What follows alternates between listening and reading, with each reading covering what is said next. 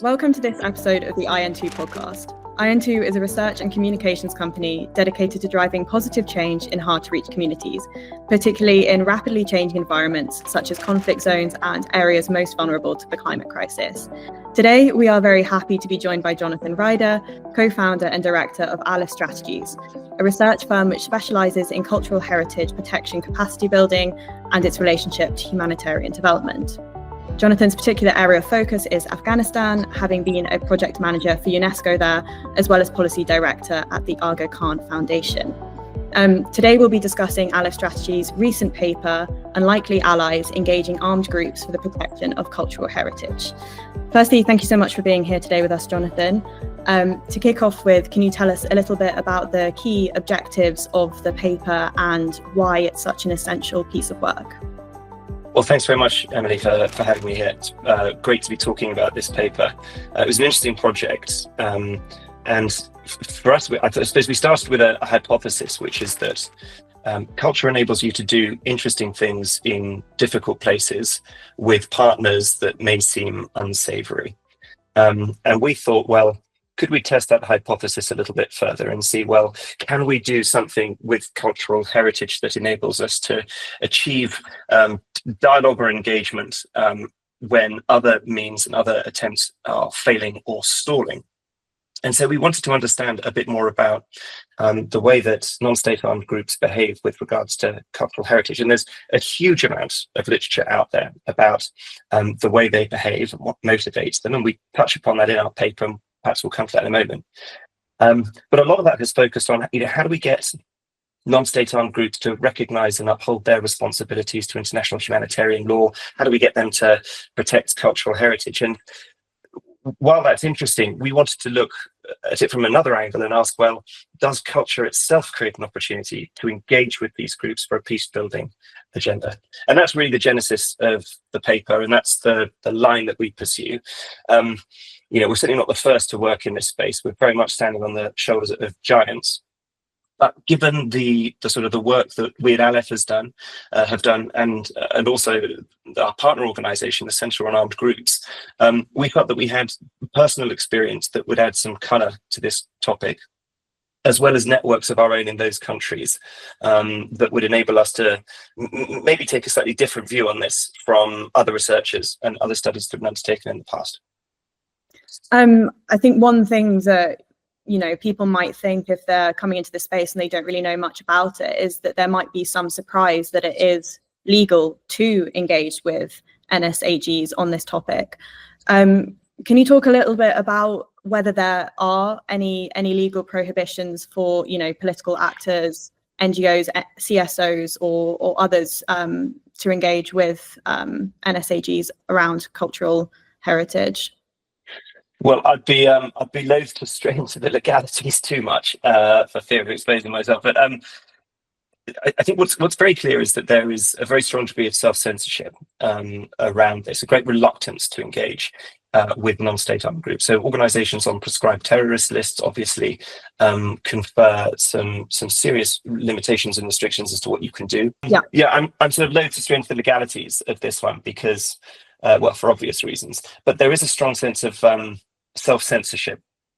So whether it's an NGO, an international NGO, or a local NGO, there's great nervousness and hesitation around whether we should or shouldn't engage with a non-state armed group. The UN itself obviously often creates the framework under which many of these organisations will operate in country. They'll look to the UN in country to take the lead on what should and shouldn't be done.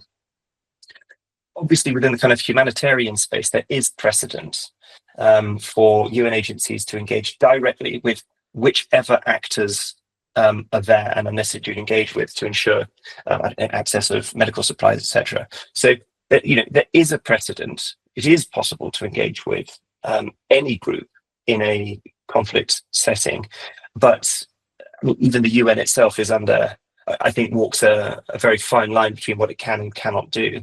And so there is a huge amount of ambiguity and uncertainty around this at sort of an operational level. But what is true is that for any organisation working on the ground in this sort of a context, as you know, relationships, dialogue, conversation with parties on either side of the conflict is often absolutely vital. And people are often, those relationships and those connections that they have are vital to the successful delivery of the project or the programs they're delivering. But often those relationships are slightly unspoken, they're not formalized, they're not described. And it's a case of, well, we won't ask if you don't tell us. And we're happy for things to operate so long as we don't necessarily know the details. And I think there's great merit in that approach.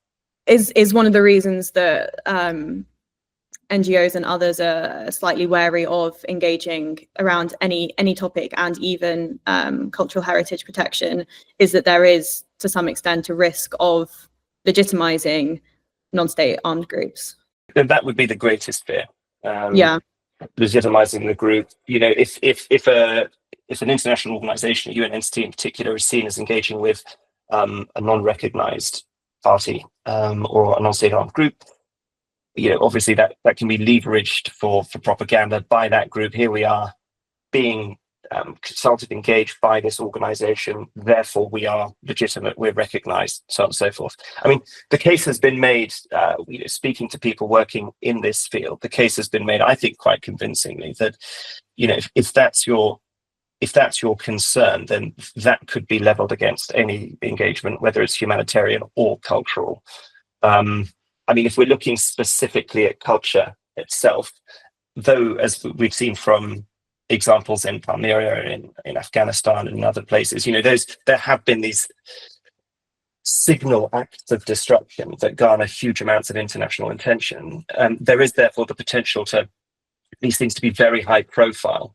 Generally speaking, it's the case that given the size of the budgets involved in these things, cultural projects can be quite small scale and pass under the radar compared to other types of engagement. And therefore, you know, one could make the case that the propaganda value that you accrue from investing in or supporting a cultural project in this type of context is minimal compared to some of the gains that could be secured by that group for instance, you know, hey, look, we just managed to secure access to X 100 tons of grain for people who are hungry in this province, or we've just managed to vaccinate X number of people here because of the conversations we've had with you know, the World Health Organization or whomever. So the risk, it seems to me, here for cultural projects is smaller than it would be for other larger scale initiatives or infrastructure development projects or whatever it might be. That makes a lot of sense. I guess we've started off sort of talking about NSAGs as somewhat of a hegemonic term. I think one of the most interesting parts that came out of the paper was that you know, they don't all act the same. They don't all have the same approach to cultural heritage protection. And, you know, there are these kind of broad typologies of destructive versus non-destructive, but that it's kind of hard to predict how NSAGs will act. I wonder, as more work is done on this topic and more projects similar to this one are done and more data is collected, will it become easier to predict NSAG's approaches to cultural heritage protection, or will there always be an element of uncertainty around it? Well, I think inevitably there will always be some uncertainty around this. And I said at the beginning that we're standing on the shoulders of giants here. And one of our authors, Pascal Bongard, wrote a terrific paper with his colleagues, Kristen Hausler and Marina Lostel, which sort of defined those two categories, the destructive and the non-destructive. And there are all sorts of little signals, if you like, that suggest one type of behavior or another. And from that, you might be able to discern, if not patterns, then maybe very broad trends. The problem is confounded by the fact that, you know, no non-state armed group, I mean, just like any political party, no non-state armed group is static. It's changing all the time, and the importance of those things that determine their behavior will also sort of increase and diminish over time as well. Some of those things might include aims and ideology. So, you know, a non-state armed group that cares about its reputation domestically and international, and wants to show that they're a legitimate authority, would likely be more protective of cultural heritage than an organization that seeks to be some kind of pursue some kind of ethnic cleansing policy, pursue a different cultural identity, be ideologically motivated. I mean, you can look at the Taliban today. You can look at the Tigray People's Liberation Front as well in the past. These are organizations that have had that have sought to be legitimate and to create a legitimate image for themselves at particular moments in time, and therefore have had a protective, a non-destructive tendency towards cultural heritage. And I'm speaking about the Taliban today rather than historically. Whereas, of course, we need to look too far beyond, Al Qaeda in the Islamic Maghreb or what have you for examples of not Al Qaeda in the Islamic Maghreb at all, but Islamic State in Iraq and Syria, example, for very destructive tendencies. Economic goals are also important here to consider. If they're being bankrolled by looting of cultural property, then that's also obviously going to increase destructive trend. Organizational structures, so if you've got a strong centralized command system versus something that's much more localized, there are ways then that you could anticipate greater consistency of behaviors towards vis-a-vis cultural properties versus the more ad hoc nature. So there, even down to things like education levels, those too can be, if not predictors, they can paint a picture of an organization that is more or less likely to be destructive towards cultural heritage. So there are all sorts of things like that. And I suppose one could also look at things like, where the cash is coming from. None of these groups work in a vacuum. There'll be funders overseas themselves who have a perspective or who may have influence on the behaviors of those organizations that may suggest one course of action over another. So there are a whole variety of things that we're not the first to point out, obviously, but there are a whole variety of things that suggest how an armed group might behave with regards to cultural heritage. And one of the calls that we make later in our paper is to maybe develop some of those ideas a bit further and to create tools that enable people working in these sorts of environments, in these contexts, to make some, if not predictions, to make some sort of guesses about likely risks to cultural properties. Those toolkits aren't there quite yet, we don't think. You mentioned propaganda there, and one point that was raised within the paper was that we are living in an increasingly globalized world where information is incredibly available to us immediately. With Islamic State in Iraq and Syria, we saw a lot of examples of cultural heritage destruction being used in many ways as a media policy. Everyone remembers Palmyra's destruction. As we, social media develops, becomes more readily available, and there are instances of groups having quite effective social media policies using TikTok, Snapchat, etc. Do you think that performative cultural heritage destruction will increase over time? It's a great question. I suspect there's a counterforce there that works as well, which is that there's greater public global scrutiny on the things that happen in these places that have previously been comparatively isolated. It's certainly in a sort of information and media sense. And so acts, whether it's of cultural destruction or of sort of simple physical violence to other human beings, acts of sort of draconian punishment meted out by, armed groups in these places, they find a way into the public spotlight. And it's not a sort of a universal statement here, but public opinion does matter, does count. And so conversely, the advent of social media, access to that, which is growing rapidly, even in the remotest and most sort of inaccessible places where network coverage is sort of virtually non-existent. Even in those circumstances, people are filming things and videoing things, and images emerge of these, let's call them crimes for the moment, and there is a degree of accountability. The people that perpetrate those crimes are often persecuted, if not at the time, then subsequently by whomever is in control. So I think that there is growing awareness of, or a greater appreciation for the fact that you can't get away with this stuff. And I think, I mean, with regards to the Taliban specifically, I have the impression that they have learned from the mistake of let's call it a mistake, the mistake of blowing up the Bamiyan Buddha statues. I think that a repeat of that would be difficult to anticipate, would be difficult to envisage in the current circumstances. Not impossible, but difficult to anticipate. So that would be my view on whether, or the impact of social media on the likelihood to destroy or to use as a formative act, propaganda purposes. I suppose as well, it's not really within their interests to, I don't know, like they are aiming to gain support, and public support is not achieved by destroying things in this way. To go back to the Taliban, how has the Taliban's approach to cultural heritage maybe changed since the destruction of the statues? Well, that's another great question. I mean, if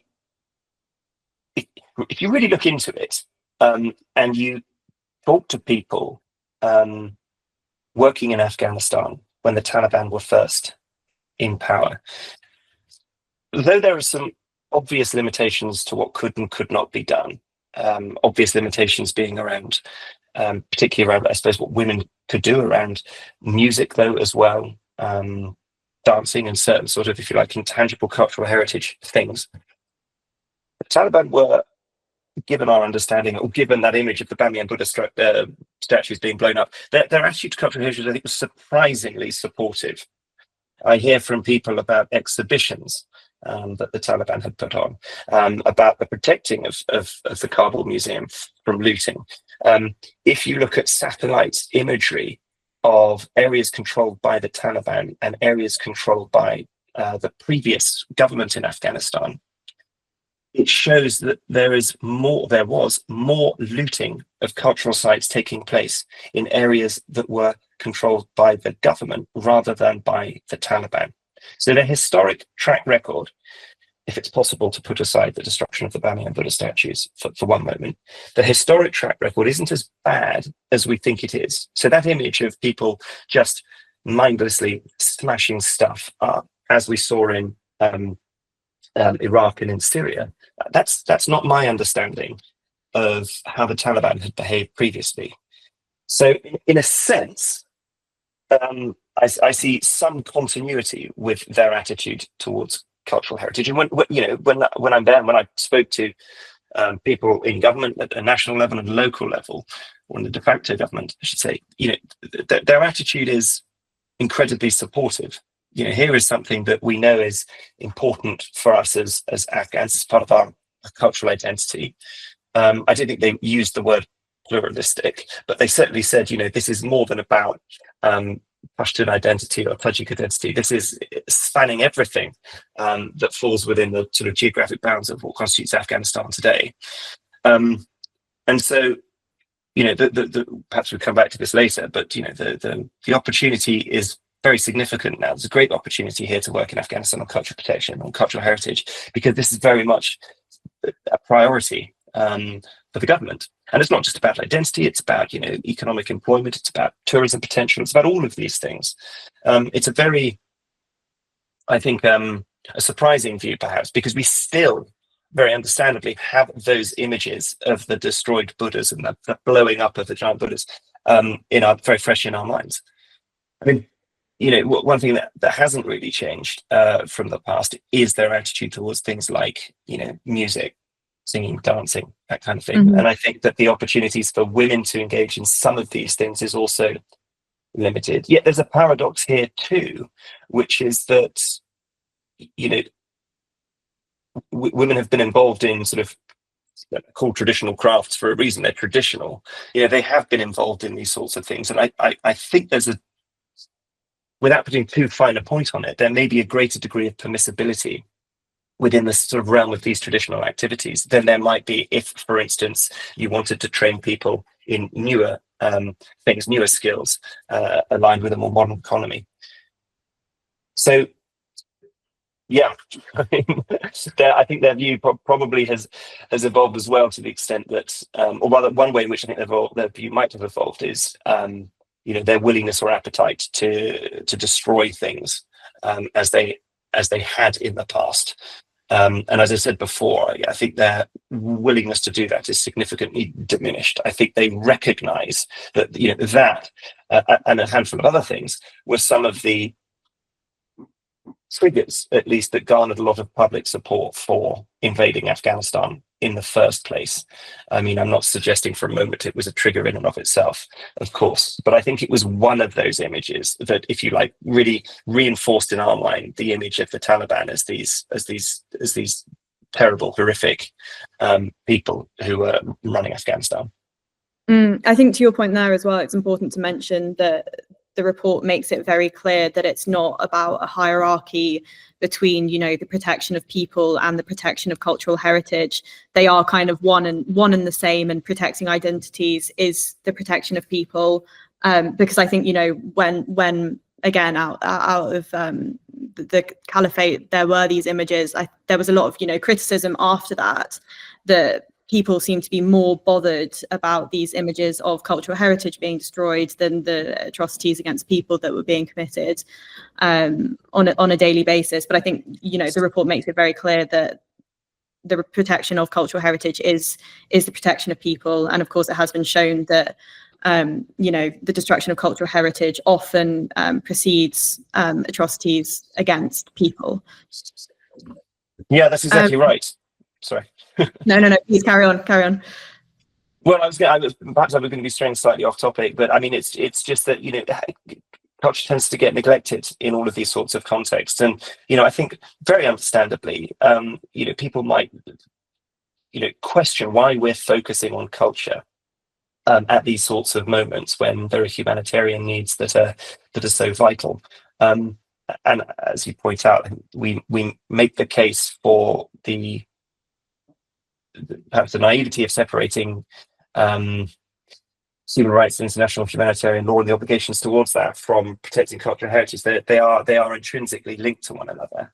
And also that, we've seen through other project work we've done with the likes of UNESCO, for example, that actually cultural reconstruction can come pretty swiftly, pretty hot on the heels of humanitarian interventions, in a way that helps people pick themselves back up, and in a way that gives them something to rally around, and in a way very tangibly that enables them to generate income. And we saw that in Lombok in Indonesia after the tsunami. I mean, very quickly, UNESCO was in there helping to restore the traditional weaving communities that were struck very badly by the typhoon. So getting those looms back up and running, creating income, I mean, all of this came very swiftly off the back of the humanitarian response. So I think it's really important that these two things sit alongside one another, and that we don't relegate them to the broader development agenda, which I think in and of itself is deeply contentious anyway. I wonder if there are any examples you would pull out of peace-building treaties that have been particularly effective at including cultural heritage protection within them. Well, I think we looked at the what was it called? There's a database of peace agreements, I think held by Edinburgh University. I can't remember the exact number, but we looked at something like 1,300, 1,400 peace agreements, and we found a very small proportion. I think it was around 10 to 15% of those that contained any reference to culture. And in those instances, the majority of those instances, it was meant more in the sense of language rather than built heritage or intangible cultural heritage. So I can't give you an example of a specific peace agreement that was built around that off the top of my head. But what's very clear is just how absent they are. There seems to be very limited recognition of either the importance of protecting heritage in those events, or indeed the importance that the culture has in actually facilitating or brokering that peace agreement in the first place. Big missed opportunity, we think. Yeah. I do think the kind of economic aspect is very interesting, and you mentioned tourism with regards to the Taliban.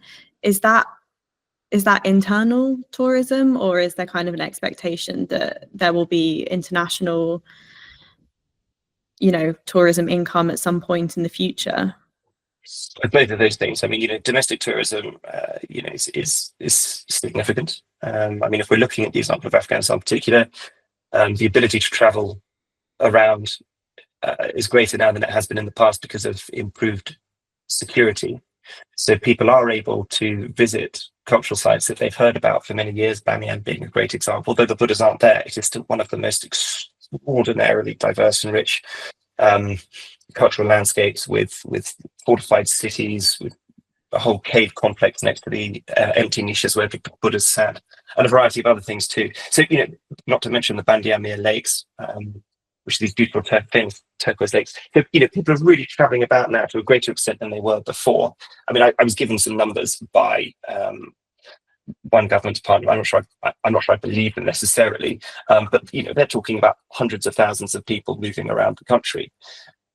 Whether it's that number or something that's a little bit smaller, it's still significant. There are foreign tourists coming to Afghanistan in very small numbers, but I definitely think that's something that the government is thinking, the de facto government is thinking about, and something that it would like to encourage more. It's very welcoming of that. Whether people want to go is another question, and the concerns that they might have about being there and inadvertently themselves legitimizing a regime that has views that are greatly divergent from their own, vis-a-vis human rights and women's rights in particular, is another matter altogether. We've spoken a little bit about intangible cultural heritage. I wonder, is it in these kind of peace building environments, is there an argument that actually smaller projects that are focused on intangible cultural heritage might be kind of the first step before moving on to built heritage? Yeah, yes, another great question. I think that's well, no, I think the answer is probably a bit more nuanced than that, in that, again, I suppose you're probably looking at the motivations of or the characteristics of the non-state armed group or the de facto authority that you're looking to work with. A case could be made that intangible cultural heritage creates a greater number of flashpoints. It may be within that space that there is greater sensitivity about what is and is not permissible, not just in a sort of political sense, but in a sort of ideological sense as well. Can women do this traditional thing or not, for example? Whereas with historical monuments, I'm making a huge sweeping generalization here. You could point to many examples where built monuments themselves have obviously been targeted because of what they represent. But it's also true that historical monuments, again, I'm thinking of Afghanistan as an example, historical monuments from the sort of the Buddhist, the Kushan period that are Buddhist, as well as from other religious traditions as well. These are historic monuments. They're not contemporary sites of contemporary worship, so there are greater opportunities to work on those things, even though they might divert from the current religious political narrative in Afghanistan, precisely because they're not being used. Whereas intangible cultural heritage is something that is practiced, that is believed in, that is done now, today, even if there may not be very many people who are doing it, and therefore you run a greater risk, conceivably, of transgressing a norm being perpetrated by whichever regime it is that's in control at the time. Huge generalization there, but there would be, yes, you could make the case that doing something intangible would be an easy entry point. It's in some regards, I suppose, it's also less easy to sell as a win for the non-state armed group. It's not as if a thing has been restored, a building, a mosque, a mausoleum, whatever it might be, has been restored. Here's this wonderful thing we've done. And if the objective here is simply, can we do something that creates an opportunity for us to have a conversation with the other guys, then, maybe under the right circumstances, intangible cultural heritage project would work.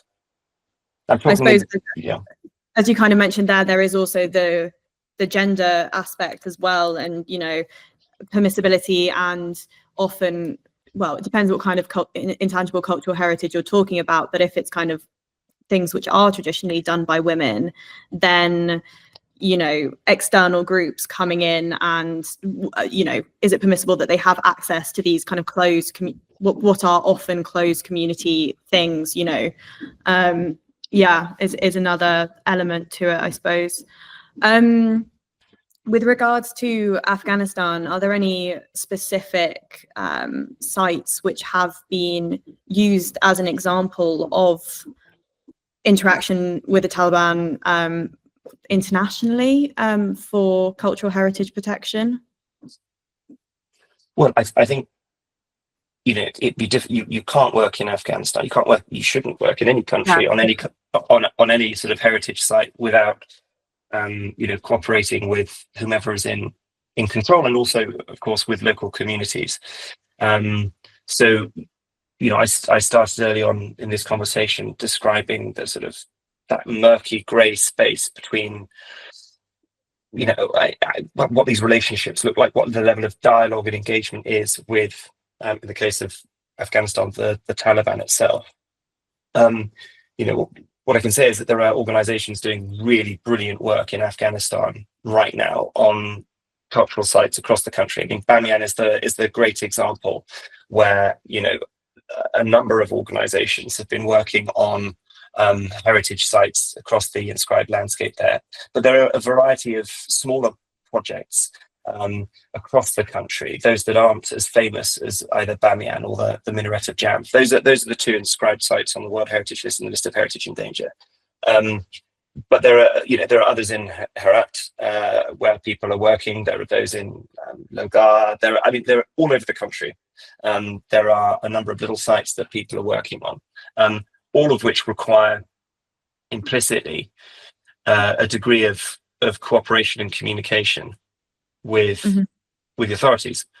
You know, but the truth is, though, there isn't a huge amount of technical capacity. Well, there's some technical capacity, but some of that has left Afghanistan. So a lot of people that were trained by, worked with the international community prior to 2021 when the Taliban took over, you know, some of them have left. So there has been a bit of a hollowing out within the technical level administration, technical level line ministries in the government. That means, you know, their direct involvement in project sites is not as great as it could be, but they're aware of that, and they're asking for people to come in. They're asking for organizations to work on this, and they themselves aren't creating that. They're sort of saying, look, you come in and you do this. You do this. We could be hands off. We're not gonna get involved. We're not gonna do anything. Just do it because it's important. And I think that's a surprise. I think that's a very, I was going to say enlightened, but that's very difficult to describe it. I think it's a very surprising and a very positive view that they hold, when there are so many other positions they maintain that we all find very difficult and perhaps even abhorrent. And I suppose if you know the capacity isn't within the de facto government itself, then it's important for the future that some capacity is built within country, or again, does that risk legitimizing? The problem is the way you know, some organizations would work typically would be to embed a capacity building component within whichever project it is that they're doing, so that, you know, that there's a representative from a line ministry there, or line technical department there with you, learning on the job, but also receiving specific training, whether that's in the use of a particular tool, whether it's in the identification of object, whatever it might be. That can't happen until the government or the non-state armed group or whoever it is in whichever country, until they're recognized.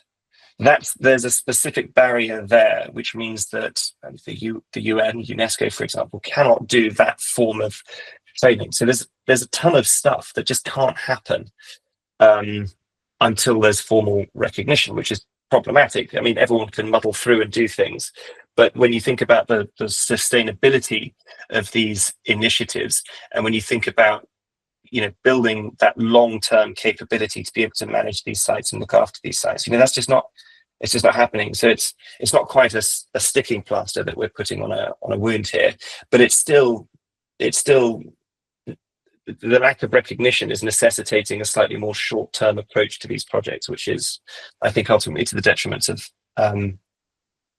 these sites, obviously. But here I am thinking like an archaeologist rather than thinking like a humanitarian or developer or whatever else. There are understandably a great many other considerations that go into that decision to recognise a government or not, or to recognise a non-state armed group or not. I wanted to talk a little bit about the idea of local communities bridging the gap where NGOs and CSOs can't or won't engage with NSAGs. Can you talk a bit about that idea of local communities acting when other groups can't? Yeah, I mean, this is where we're jumping into the murkiest, the deepest part of the murkiest waters, because whether it's a cultural project or not, NGOs, and again, let's just stick with the example I know best, which is Afghanistan. But prior to the Taliban taking over, there were international NGOs, local NGOs, and so on, working across the country, even in places controlled by the Taliban. And they were able to do that, or many of them were able to do that because of the personal relationships they maintained with people living in those sorts of communities, living in those areas. And it might be a brother, it might be an uncle, it might be a cousin, it might be whatever else. It might be an embarrassingly close connection. If you're on the one hand wanting to speak to the international community, and on the other hand, you're sort of, but at that level, you've got people facilitating conversations, brokering access, and brokering discussions between representative from the NGO, representative from the local community, representative from the local commander, the Taliban commander, to ensure that access can be had in those areas. I think in those instances where it's impossible for a large organization to work, though there's a significant sort of duty of care question to be had, and there are obviously a number of ethical considerations as well, it may be possible to work with local community, work with community-based organizations who are able to deliver projects in this space and at that time. But the problem I think that some of them might have is that self-censorship thing that I mentioned at the beginning really trickled all the way down to the grassroots level as well. Will this organization actually give me cash if I tell them exactly what I'm doing and how I'm doing it? Will I continue to get funding if they know that this is who I'm speaking to? So there's great uncertainty, I think, at all levels about what is and is not permissible and how people can and cannot operate. But it's obvious, it's a very obvious point to make, that smaller local organizations almost certainly are doing far more and have far better access than any international organization ever will. And therefore, I mean, as a matter of course, in any case, you wouldn't do anything without explicit local community buy-in.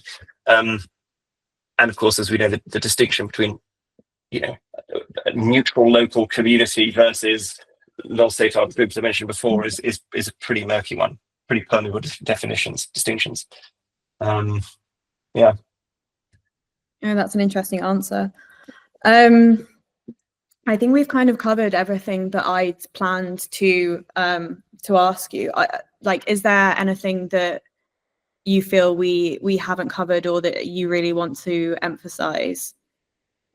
Well, I think, just to return to the theme of peace building and, why, or the role that cultural heritage, remember we started with the sort of the premise that culture enables you to do surprising things at surprising times and surprising places. Well, specifically with regards to peace building, there's a value here to cultural projects and to cultural programming. And just to sort of skip through some of those, when we spoke to people who were involved in active discussions here, active negotiations, there's often great frustration that we've dug ourselves into our trenches on key issues. There's no common ground to be found whatsoever. Every conversation we have results in a further an ever deepening entrenchment of our positions. And so there's a great appetite to find alternative avenues, any topic under the sun that we can talk about that doesn't involve us digging ourselves further in. And culture is one of those areas potentially where you can find common ground. So it creates the opportunity as a diplomat or whomever to sit across a table with somebody and to have a conversation that doesn't end in a disagreement. It might just be over a cup of tea. It might lead to nothing, but that bought you 10 minutes of FaceTime with somebody who has a radically different view to your own, where you're not arguing with one another. So you're finding common ground. I think it's such an easy thing to say. And when we talk about, common ground, it's almost sort of so cliche as to be meaningless. But actually, that's a profoundly important thing. The other thing we found when we were talking to some diplomats working in these environments was that culture can be a bit of a no regret topic. It's by which I mean it's low risk and high return. Low risk in the sense that these investments are typically quite small financially, so you don't have to spend a lot of money to do a really powerful, really impactful cultural project. And high return in the sense that you've got something there that you can talk about with these guys with whom you have nothing else in common. You've kept a foot in the door. You've kept yourself relevant. So low risk, high return. It's a no regret topic. If it doesn't work out, okay, well, that was 100,000. That was 50,000. That was 20,000. But we're not going to see again. But you don't need to read too far into the literature to see how many billions are wasted on other development programs that haven't gone very far. The final point that's interesting here that's relevant here is the use of cultural programs as a sort of a confidence building measure. Let's just sort of test the waters. Let's see if there's a way we can engage with one another in a constructive way rather than in a confrontational way. So, what we've seen is that there is appetite in live discussions right now between facto authorities and diplomats. There is appetite for integrating cultural heritage within that process. The problem that many people have, and I'm talking about sort of a small group of diplomats that we've spoken to, but nevertheless, the common problem they had was not knowing necessarily what cultural assets they had, meaning not knowing what projects they were that were being funded in country, either by their own governments and own teams or by others, not understanding the view of the de facto authority vis-a-vis cultural heritage, and then not knowing what entry points there were for talking about these kinds of things. And so, one of the big gaps that we describe is that between the diplomatic classes on the one hand and the cultural practitioners on the other. They're doing amazing things at a time when these guys having political conversations are thinking nothing's happening here, we're just beating our heads against the wall, this is difficult. And so the connecting of cultural actors with the diplomatic classes and with peace builders and peace negotiators, I think is one that's really important to make. That's like closing of the gap. That can take the form of something simple as trying to create lists of what is being done. It could be as simple as that. Lists of stuff being done in each country that person has and knows about and is then able to sort of pick out and draw upon when he has conversations. But that was a really big gap that we found. It's just not a front of mind topic, cultural heritage. You're sitting down at a table and you're going to go for the usual things, but you're not going to be talking about cultural heritage. And we think that's a really, really big missed opportunity. To end on a point of looking towards the future and hopefully some level of hopefulness, do you think that there will be more work on this topic and it will, cultural heritage protection will be used, one, as a way into further conversations about peace building, and two, be included as an essential part of peace building treaties in the future? I think it's probably one of those really long-term things. There's discussion about culture and its contribution to the Sustainable Development Goals that's been rumbling on for a long time. There's a huge amount of advocacy for integrating culture within a whole variety of things, not just peace building, and that's it's always felt like you're pushing the ball uphill, swimming against the current. on that. So whether there's going to be any immediate short-term change, I'm highly skeptical about that. But I think what we need is some use cases. We need some examples. You asked me the question, can you give me some peace agreements where specifically cultural heritage is mentioned? I suspect you can find one or two, but we need more of that sort of thing. And we need people, you know, like those that we've been speaking to just test it out. We need to find out what we can and can't do with this. And we also need a much greater gathering of data. We, in our report, you know, we put examples from whether it's Sudan, whether it's Mali, whether it's Afghanistan, whether it's Syria, and a number of other places. We pull those examples of where culture has, where non-state armed groups have behaved either in a supportive way or destructive way towards cultural heritage. I think there'll be many, many more examples than we've found before. And precisely because this is those murky waters I keep describing, those relationships between non-state armed groups and what have you, there's often a lot of reluctance to report on what's happening. But, you know, I'm sure that there are a great many more examples of small-scale local cultural initiatives taking place, unbeknownst to the international community perhaps, taking place in contexts or in areas that are controlled by non-state armed groups. And from those examples, I think we'd be able to learn much more about non-state armed group behaviors and be able to help develop tools and policies that enable us to develop better and more conflict-sensitive projects, cultural projects in those areas, and that would enable us conceivably to identify the levers that we can pull in negotiations and engagements with non-state armed groups in the peace building process. Great. I think that's a good point to end on. Oh, and on time, perfectly.